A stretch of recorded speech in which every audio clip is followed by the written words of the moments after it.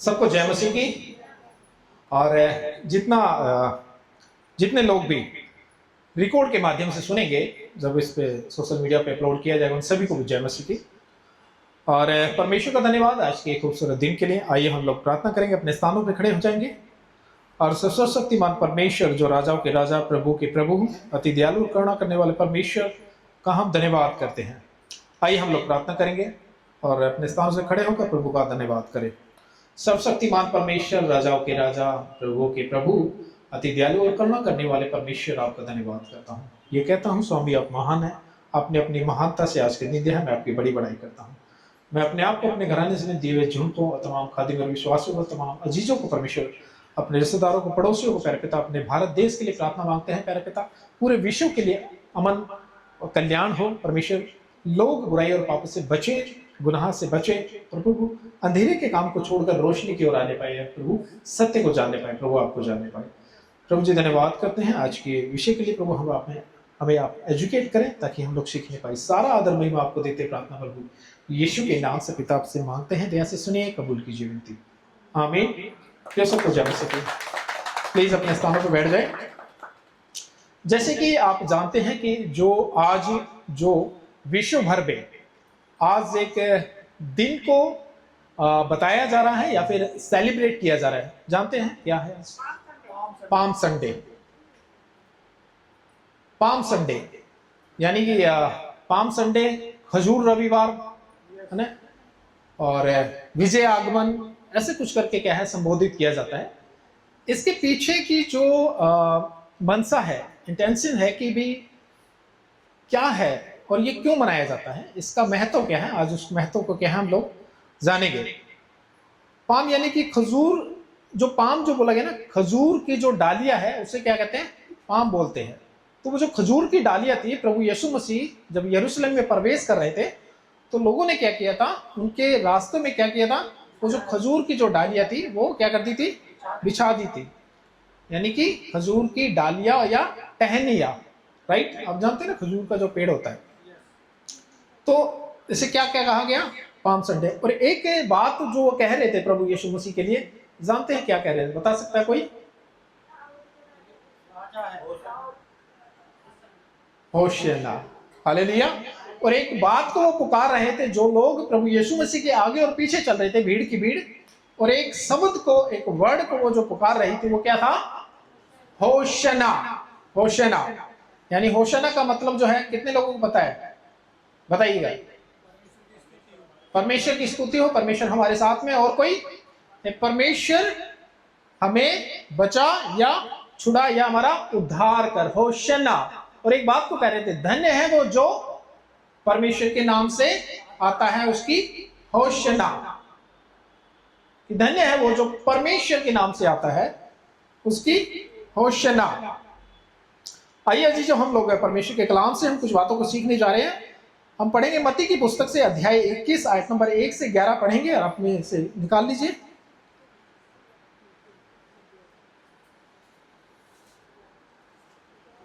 जी पढ़िएगा, पढ़िए, माइक दे दीजिए। हाँ, तब तक आप पढ़ते स्टार्ट कीजिए। 1 से 11 मत्ती।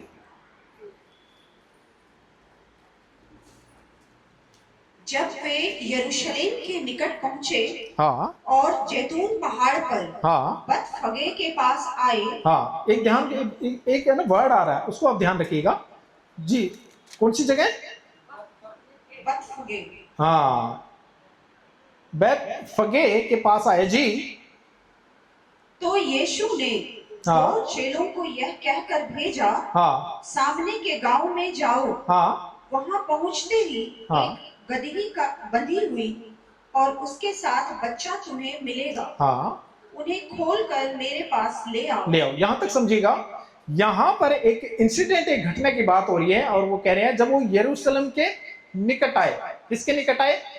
यरूशलेम के निकट आए। और कहां पर? जैतून पहाड़ पर। एक जगह का नाम है बेतफगे।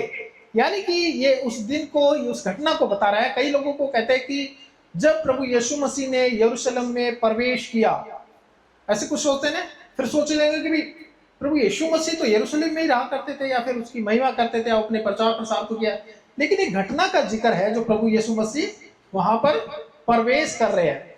तो ये कहां पे खड़े हैं? बैतफगे और जैतून पहाड़ के पास है। अब यहां से उनका यरूशलेम में जो प्रवेश होगा वो आगे बताया जा रहा है। जी हाँ, यदि तुमसे कोई कुछ कहे हाँ, तो कहना कि प्रभु को इनका प्रयोजन है। हाँ, अगर तुम्हें एक गधी का बच्चा मिलेगा, अगर तुम उसे ले आओ, अगर तो कोई तुमसे पूछे कि इसको क्यों खोलते, तो कहना कि प्रभु को इसका प्रयोजन है। प्रभु यानी प्रभु यीशु मसीह। कौन? प्रभु यीशु मसीह। ठीक है। तो इसका मतलब जो पूरा नगर था, पूरा शहर था, पूरा कस्बा था, वो परमेश्वर के नाम को जानता था, क्योंकि उन्होंने अद्भुत कार्य किए थे, जो सामर्थ्य के काम, जो मुर्दों को जिंदा किया, ये अद्भुत काम किए थे। और यहां पर प्रभु यीशु मसीह प्रवेश कर रहे हैं। जी हाँ, यदि तुमसे कोई कुछ कहे तो कहना कि प्रभु को इनका प्रयोजन है। हाँ, तब वह तुरंत उन्हें भेज देगा। भेज देगा। यह इसलिए हुआ हाँ, कि जो वचन भविष्यवक्ता के द्वारा कहा गया था वह पूरा हो। हाँ, सियोन की बेटी से कहो, हाँ। देख तेरा राजा तेरे पास आता है। यहां पे रुकिएगा। कई बार लोगों का ये जहन है, या लोग कहते हैं प्रभु यीशु मसीह को गधे पर बैठने की आवश्यकता क्या थी? ऐसे कहते हैं ना, ऐसा सोचते हैं हम लोग, क्योंकि राजाओं को जो अक्सर आपने देखा होगा वो घोड़े पे सवार होके आते हैं, राइट? लेकिन यहां पर अजीज जो बताना चाहता हूं, यरूशलेम पर गधे पे बैठना कोई ऐसी बात नहीं जो हमारे भारत की तरफ अगर हम कोई कहे कि गधे पे बैठे, तो उसको लगता है जिसका उपहास उड़ाया जाए, जिसको सजा दी जाए, जिसकी निंदा की जाए, उसको गधे पे बिठाया जाता है। लेकिन कई जो देशों में गधे पर खच्चरों पर सवारी भी की जाती है। सामान ढोने के साथ साथ काम तो आता ही है, लेकिन ये भी किया जाता है। लेकिन आप जानिएगा, यीशु होशना होशना, लोग भीड़ की भीड़ कह रही है, और राजा धन्य जो परमेश्वर के नाम से, तो यीशु को वो क्या कह रहे थे? राजा कह के पुकार रहे थे। अब कमाल की बात यह है, अगर यीशु राजा है तो राजाओं को अक्सर देखा होगा घोड़ों पे सवार होते हुए, लेकिन ये कौन सा राजा है जो एक गधी के बच्चे पर बैठकर आ रहे हैं? लेकिन अजीजों बताना चाहता हूं, ये इसलिए हुआ कि जो उनके बारे में पहले से ही भविष्यवाणी हुई थी, इसलिए प्रभु यीशु मसीह उस गधी के बच्चे पर बैठकर आ रहे थे। जी, सियोन की बेटी से कहो, देख तेरा राजा तेरे पास आता है, वह नम्र है हाँ। और गधे पर बैठा। रुकिएगा अजीजों, यहां पर जो एक वर्ड आया वह नम्र है और गधी के बच्चे पर आता है। जब अक्सर राजे जब आते थे वो घोड़ों पे आते थे। घोड़े पे आने का जो मतलब है वो अपने शौर्य, ताकत, वैभव, अपने यश को, ताकत को दिखाया करते थे। लेकिन एक वर्ड आया, वो जो घोड़े पे नहीं आया, वो गधी के बच्चे पे आया, और उसका जो स्वभाव है उस राजा का, वो एटीट्यूड नहीं है। कौन सा स्वभाव है?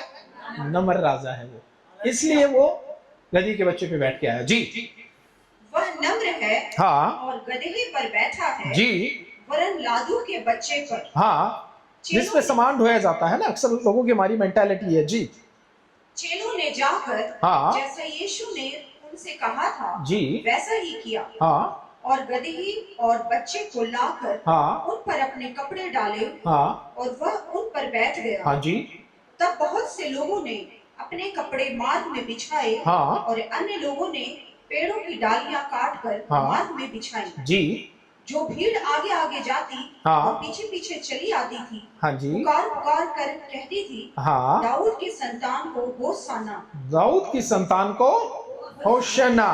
धन्य है जो परमेश्वर के नाम से आता है। जी, धन्य है वह जो प्रभु के नाम से आता है, प्रभु के नाम से आता। जी, आकाश में होशाना। आकाश में होशाना। तो उस वक्त का जो नारा लगा था, जय जयकार हुई थी, होशाना होशाना, आकाश में उसकी होशाना। जी, जब उसने यरूशलेम में प्रवेश किया, हाँ, तो सारे नगर में हलचल मच गई, हाँ, और लोग कहने लगे, हाँ, यह कौन है? हाँ, लोगों ने कहा, यह हाँ, गलील के नाजरत का हाँ, भविष्यवक्ता यीशु है। हाँ। तो लोगों ने कहा ये कौन है?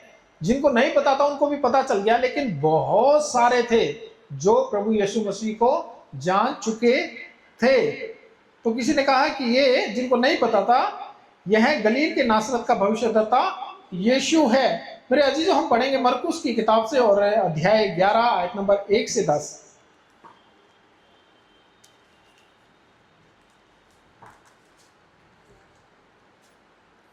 जब वे यरूशलेम के निकट जैतून पहाड़ पर हाँ बैतफगे और बेतनिया के पास आए, हाँ तो उसने अपने चेलों में से 2 को यह कहकर भेजा, जी सामने के गांव में जाओ, हाँ और उसमें पहुंचते ही एक गदही का बच्चा जिस पर कभी कोई नहीं चढ़ा हाँ। बंधा हुआ तुम्हें मिलेगा। देखिए, यहाँ पर प्रभु यीशु मसीह यानी कि मत्ती इस बात को बताया, मरकुस में इस बात को बताया गया है कि एक ऐसे बच्चे को ले आओ जिस पे अभी तक कोई नहीं चढ़ा।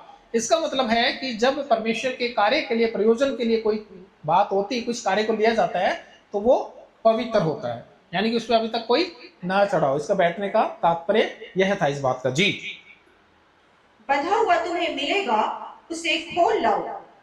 यदि तुमसे कोई पूछे यह क्यों करते हो, तो कहना प्रभु को इसका प्रयोजन है जी, और वह शीघ्र उसे यहाँ भेज देगा। जी, उन्होंने जाकर उस बच्चे को बाहर द्वार के पास चौक में बंधा हुआ पाया जी, और खोलने लगे।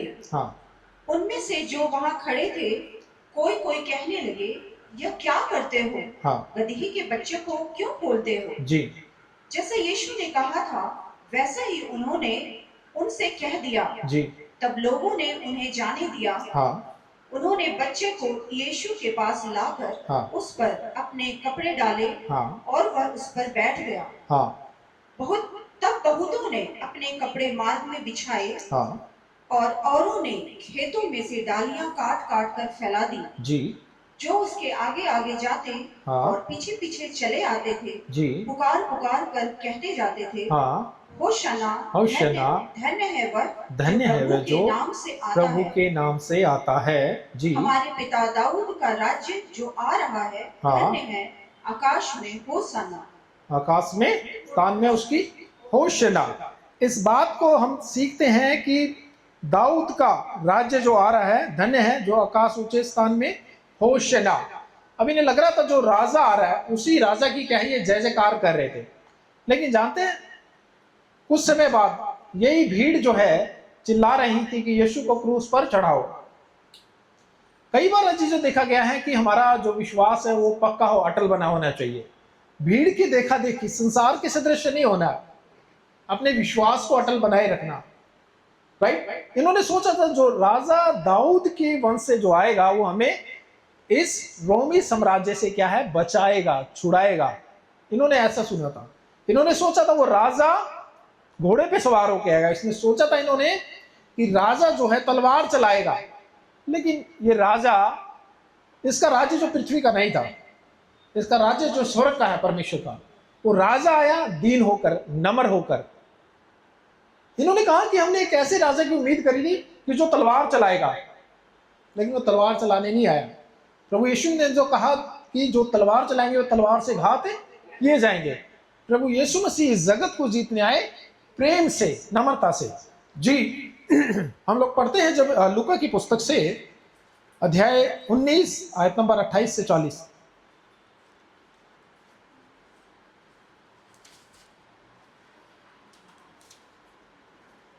ये बातें कहकर वह यरूशलेम की ओर उनके आगे आगे चला। हाँ, जब वह जैतून नामक पहाड़ पर बैतफगे हाँ, और बेतनिया के पास पहुंचा, हाँ, तो उसने अपने चेलों में से 2 को यह कह के भेजा, हाँ, सामने के गांव में जाओ, हाँ, और उसमें पहुंचते ही एक गदही का बच्चा जिस पर कभी कोई सवार नहीं हुआ, जी, बंधा हुआ तुम्हें मिलेगा। जी, उसे खोल कर ले आओ। हाँ जी, यदि कोई तुमसे पूछे कि क्यों खोलते हो, हाँ, तो यह कह देना कि प्रभु को इसका प्रयोजन है। जी, जो भेजे गए थे हाँ, उन्होंने जाकर जैसा उसने उनसे कहा था हाँ, वैसा ही पाया। वैसे ही पाया। जब वे गदही के बच्चे को खोल रहे थे, हाँ, तो उसके मालिकों ने उनसे पूछा, हाँ, इस बच्चे को क्यों खोलते हो? हाँ, उन्होंने कहा, प्रभु को इसका प्रयोजन है। हाँ, वे उसको यीशु के पास ले आए और अपने कपड़े उस बच्चे पर डालकर जी, यीशु को उस पर बैठा दिया। हाँ। जब वह जा रहा था हाँ तो वे अपने कपड़े मार्ग में बिछाते जाते थे। जी निकट आते हुए जब वह जैतून पहाड़ की ढलान पर पहुंचा हाँ तो चेलों की सारी मंडली हाँ उन सब सामर्थ्य के कामों के कारण जी। जो उन्होंने कौन से सामर्थ्य के कार्यों के? जो प्रभु यीशु मसीह ने किए थे, उन सामर्थ्य के कामों के द्वारा उसकी महिमा करते रहते। जी उन्होंने देखे थे, आनंदित होकर बड़ी शक्ति से परमेश्वर की स्तुति करने लगी। हाँ धन्य वह राजा जो हाँ प्रभु के नाम से आता है। हाँ स्वर्ग में शांति और हाँ आकाश मंडल में महिमा हो। जी तब भीड़ में से कुछ फरीसी उससे कहने लगे, हाँ हे गुरु, अपने चेलों को डांट। हाँ उसने उत्तर दिया, मैं तुमसे कहता हूँ, हाँ यदि ये चुप रहे तो हाँ। पत्थर चिल्ला उठेंगे। देखिए, यहाँ पे जो शास्त्री फरीसी है वो क्या कह रहे थे? हे प्रभु, इनको क्या कर, डांट, चुप कर इन्हें। क्यों चुप करने के लिए कह रहे थे? क्योंकि प्रभु यीशु मसीह ने जो सामर्थ के काम किए थे और ये लोग कह रहे थे धन्य है जो परमेश्वर के नाम से आता है, तो ये कह रहे थे ये चुप कर, ये बातें कहना ठीक नहीं है। कि वो यीशु को परमेश्वर की ओर से बता रहे थे, ये बात उनको क्या हो रही थी, हजम नहीं हो रही थी, इनको चुभ रही थी ये बातें। ये स्वामी इनको क्या करे, डांट, गुरु अपने चेलों को डांट। अब जानते हैं खुदावंद यीशु मसीह ने क्या कहा? उत्तर दिया कि मैं तुमसे कहता हूं, यदि ये चुप रहे तो पत्थर चिल्ला उठाएंगे। हालेलुया। ये प्रभु यीशु मसीह ने कहा था। अच्छा, शागिर्दों को चुप किया जा सकता है? कराए गए, कई लोग घात किए गए, मारे गए, आज तक साउद है। लेकिन उन्हें लगता है तब से लेकर अब तक कि मसीहत को हम दबा देंगे या कुचल देंगे या फिर बंद कर देंगे। नहीं कर पाए। आज से 2026 साल हो गया, जितना मसीहत को दबाने की कोशिश करी उतनी मसीहत क्या हुई है, बढ़ी है। प्रभु ने कहा कि लोग अगर चुप हो जाएंगे तो पत्थर से भी मैं अपनी महिमा लूंगा। तो पत्थर क्या करेंगे, चिल्ला उठेंगे। ये प्रभु यीशु ने कहा कि तुम हो सकता है इन्हें चुप करा दो, लेकिन पत्थरों को कैसे चुप करेंगे? वो महिमा, वो चट्टान, वो दरख्त, वो प्रकृति उसके नाम की जो महिमा करती है, जिसको उसने बनाया है, वो उसकी महिमा का गुणगान कर देगी। आदमियों को डराया जा सकता है ना, दबाया जा सकता है, किया जा सकता है, लेकिन प्रकृति भी उसकी महिमा को करती है कि वह है होशाना, धन्य है जो परमेश्वर के नाम से आता है। हालेलुया। हम पढ़ेंगे खुदावंद के कलाम से अजीजों, और यूहन्ना की पुस्तक से हम लोग पढ़ने जा रहे हैं, और अध्याय 12 आयत नंबर 12 से 15 पढ़ेंगे।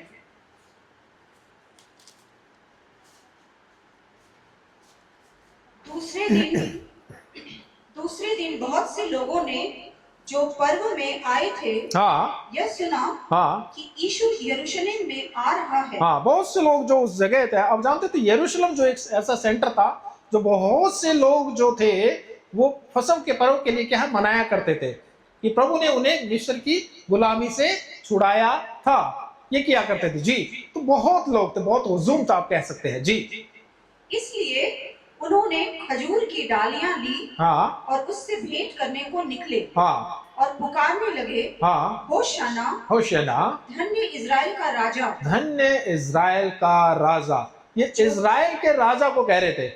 शास्त्री कह रहे थे राजा, ये राजा कह रहे चुप कर गुरु, इनको बंद कर, इनको, ये आपको राजा बता रहे हैं।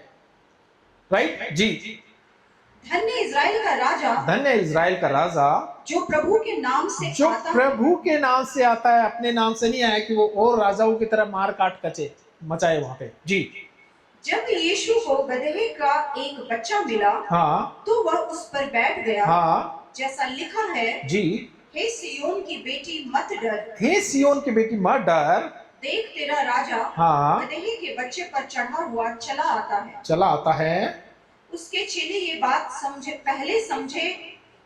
ना समझे थे, पहले ना समझे थे, परंतु हाँ जब यीशु की महिमा प्रकट हुई हाँ, तो उनको स्मरण आया तब उनको स्मरण आया कि ये बातें उसके विषय में लिखी हुई थी। हाँ, ये बातें उसके विषय में लिखी हुई थी। हालेलुया। हम पढ़ेंगे जकरिया अध्याय 9 आयत नंबर 9 पढ़िएगा एक बार।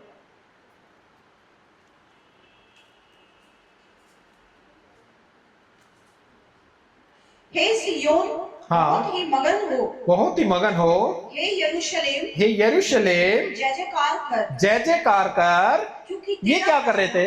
ये जय जयकार करे तो, और ये लिखा हुआ था उसके बारे में जी, क्योंकि तेरा राजा तेरा राजा तेरे पास आएगा। तेरे पास आएगा यरूशलेम जी, वह धर्मी वह धर्मी और उद्धार पाया हुआ है। उद्धार पाया हुआ है। वह दीन है, वह क्या है? दीन है जी। और गदहे पर। अभी किसी ने सुना है कोई राजा दीन हो? क्या है? राजा तो एक रुबाब में आता है, एक रोष में आता है कि हम मार दें काट दें, लेकिन वो राजा इस तरह से नहीं आया। वो पृथ्वी के राजाओं की तरह नहीं आया, क्योंकि वो उसका राज्य जो है स्वर्ग का है। वो मन में दीन होके आया, लोगों को प्रेम का संदेशा देने आया। लोग उसकी खिल्ली उड़ाते थे, लेकिन वो उन्हें क्षमा किया। लोगों ने भाला मारा, उनको कोड़े लगाए, लेकिन उनके लिए भी प्रभु यीशु मसीह ने कहा, पिता इन्हें क्षमा कर, क्योंकि ये नहीं जानते हैं। वो राजा इस तरह से नम्र होके आया। आप दुनिया के लोगों को जानते हैं, दुनिया के राजाओं को जानते हैं। उनके सामने अगर कोई वर्ड गुस्ताखी कर दे, उस पर वो कहते हैं इसका सर कलम कर दिया जाए, करते हैं ना। लेकिन वो राजा अपनी सारी तोहमतों को, और अब ये भजन में गा रहे थे, सारे हमारे लिए, हमारे दुखों के लिए, हमारे कलेशों के लिए, वो राजा इतना नम्र हो गया कि उसने कोड़े भी हमारे लिए सह लिए जी। वह दीन है, हाँ, और गदहे पर, हाँ, वरन गदही के बच्चे पर चढ़ा हुआ आएगा। हाँ जी, थैंक यू। और आइए हम लोग पढ़ते हैं भजन संहिता अध्याय 20 आयत नंबर 7 से लेकर 9।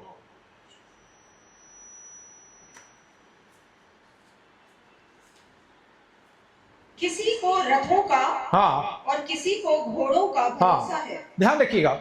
बहुत से राजा, बहुत से सैनिक, बहुत सी प्रजा, बहुत से राज्य जो है, देश किस पर भरोसा करते हैं? अपने रथों पे। रथों से मतलब अपनी आर्मी पर, है ना। जब कोई कंट्री किसी को धमकाती है, किसी को डराती है, तो कहती है हमारे पास इतना असला है। उस वक्त के राजा कहते थे हमारे पास इतने सैनिक है, इतने हमारे पास घोड़े हैं। तो वो रुबाब दिखाया करते। जैसे आज के अध्यक्ष जो है, जो देशों के अध्यक्ष बने, वो रुबाब दिखाते एक दूसरी कंट्री को। अगर कोई इनके सामने छोटा पड़ता है तो हमारे को ये रुबाब है हमारा। तो किसी को रथों का जी, किसी को रथों का, हाँ, और किसी को घोड़ों का भरोसा है। भरोसा है। परंतु हम तो अपने परमेश्वर यहोवा ही का नाम लेंगे। वो हालेलुया। बहुत से लोग अजीजों, बहुत सी पहचान को चाहते हैं कि हमारी पहचान फलाने व्यक्ति से, फलाने बड़े व्यक्ति से, फलाने इससे उससे, अगर कोई विपत्ति आई तो वो हमें बचा लेंगे। लेकिन हमारा भरोसा लोगों पर नहीं है, लोगों की सामर्थ्य पर नहीं है। हमारा जो भरोसा है वो परमेश्वर पर है। तो हमारा जो भरोसा है प्रभु यीशु मसीह पर है, कि हर एक मुसीबत से छुड़ाने वाला और बचाने वाला परमेश्वर है वो जी। 9 तक वे तो झुक गए, हाँ, और गिर पड़े, हाँ। परंतु हम उठे। कितनी ही, आप देख लीजिएगा, कितना ही अपने आप को जो शक्तिशाली देश बताता है। जब लड़ाइयाँ होती है ना, मिट जाते हैं, नस्तो नाबूद हो जाते हैं घमंड के कारण। एक दूसरे को चैलेंज करते हैं, एक दूसरे को मार काट मचाते हैं। लेकिन युद्ध में, इस तरह के युद्ध में किसी की भलाई नहीं होती, नष्ट हो जाते दोनों तरफ से। अब देखते हैं दुनिया के अंदर बहुत से देश के आपस में लड़ रहे हैं, लोग मारे जा रहे हैं, वो डाउन हो रहे हैं, अर्थव्यवस्था डाउन हो गई है उनकी। कितना अरबों खरबों का नुकसान हो चुका है। तो बहुत से लोगों को क्या है, बहुत बातों का क्या है एरोगेंट है, लेकिन हम तो अपने परमेश्वर पर ही भरोसा करते हैं। हाँ, वे तो झुक गए और गिर पड़े, परंतु हम उठे और सीधे खड़े हैं। हालेलुया। जो भी अपनी शक्ति पर भरोसा करता है, बड़ी से बड़ी शक्ति हिलाई जाएगी, गिराई जाएगी। बड़े से बड़े जो राष्ट्र है वो नस्तो नाबूद हो जाएंगे, उनको इस बात का घमंड होता है। लेकिन हम तो प्रभु पर भरोसा करते हैं और कभी भी ना गिरेंगे, क्योंकि हम खड़े किए जाएंगे उसके नाम से जी। हे यहोवा बचा ले, हे यहोवा बचा ले, जिस दिन हम पुकारे, जिस दिन हम पुकारे तो महाराजा हमें उत्तर दे। महाराजा हमें उत्तर देगा। Hallelujah, praise God. सच में जी, जो परमेश्वर हमारी चट्टान है, वो लोगों को अपनी सामर्थ पे भरोसा, लेकिन हमारा भरोसा खुदाबंद यीशु मसीह पे है। हम पढ़ेंगे निर्गमन की पुस्तक से, और अध्याय 17 आयत नंबर 11 से 16 हम पढ़ने जा रहे हैं।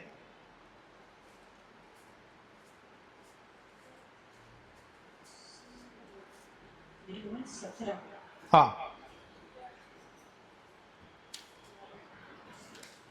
जब तक मूसा हाँ, अपना हाथ उठाए रखता था, हाँ, तब तक तो इज़राइल प्रबल होता था, हाँ, परंतु जब वह उसे नीचे करता, हाँ, तब तक अमालेक प्रबल होता था।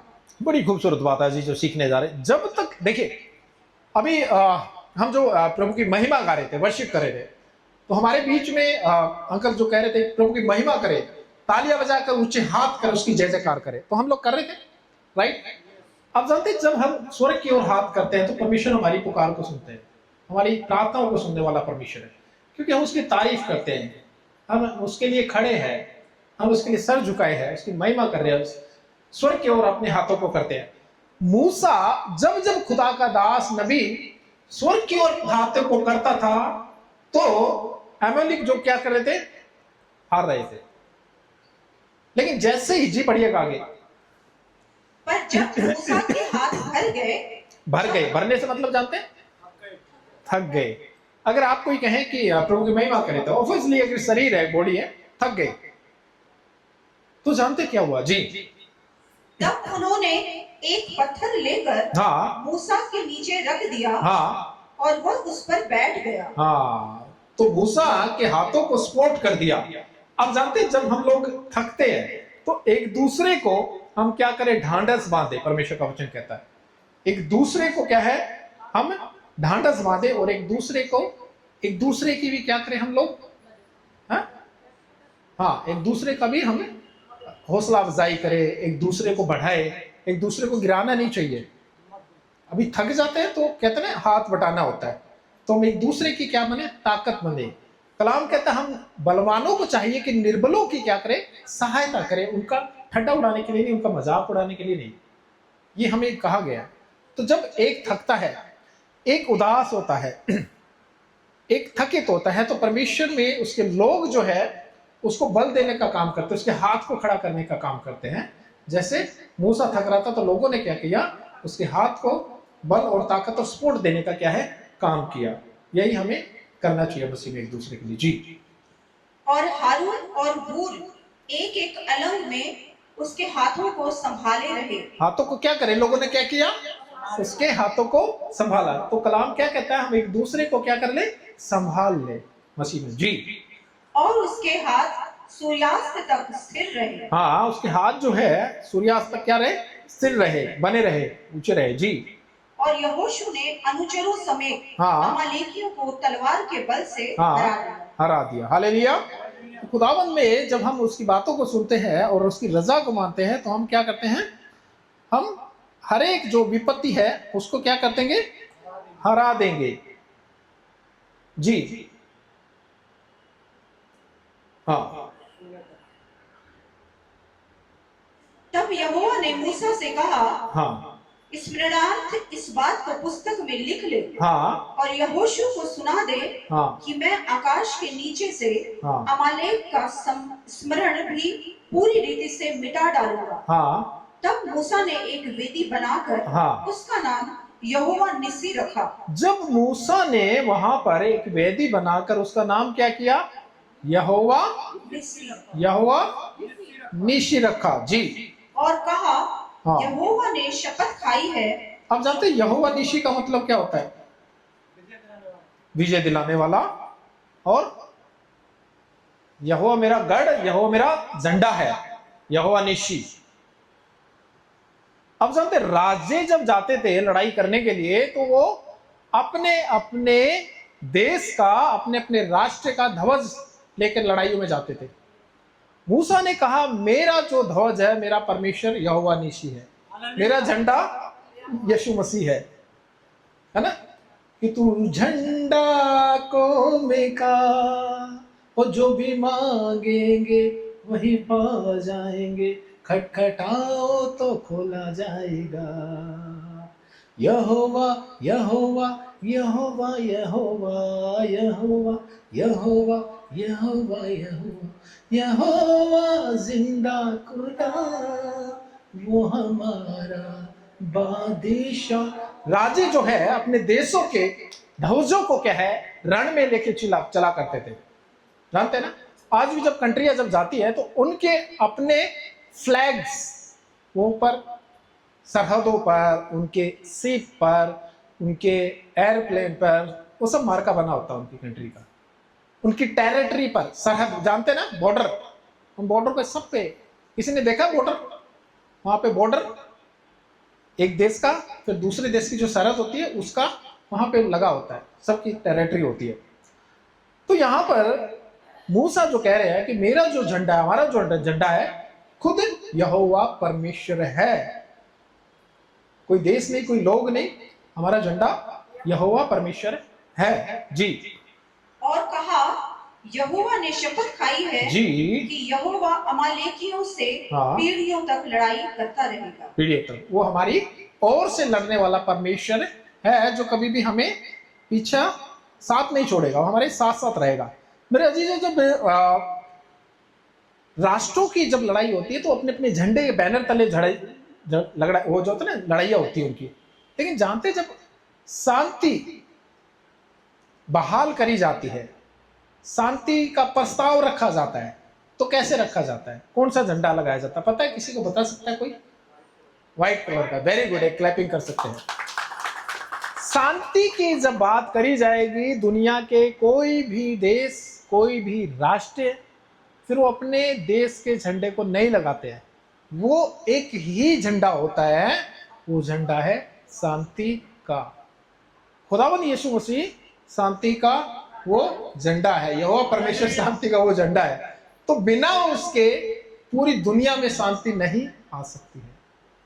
आज भी ये देश, पूरा वर्ल्ड मानता है कि सफेद रंग का जो झंडा लगाया जाता है तो शांति को दिखाता है कि बस हम लड़ाई नहीं करना चाहते, युद्ध विराम करना चाहते हैं, शांति चाहते हैं, रोकना चाहते हैं।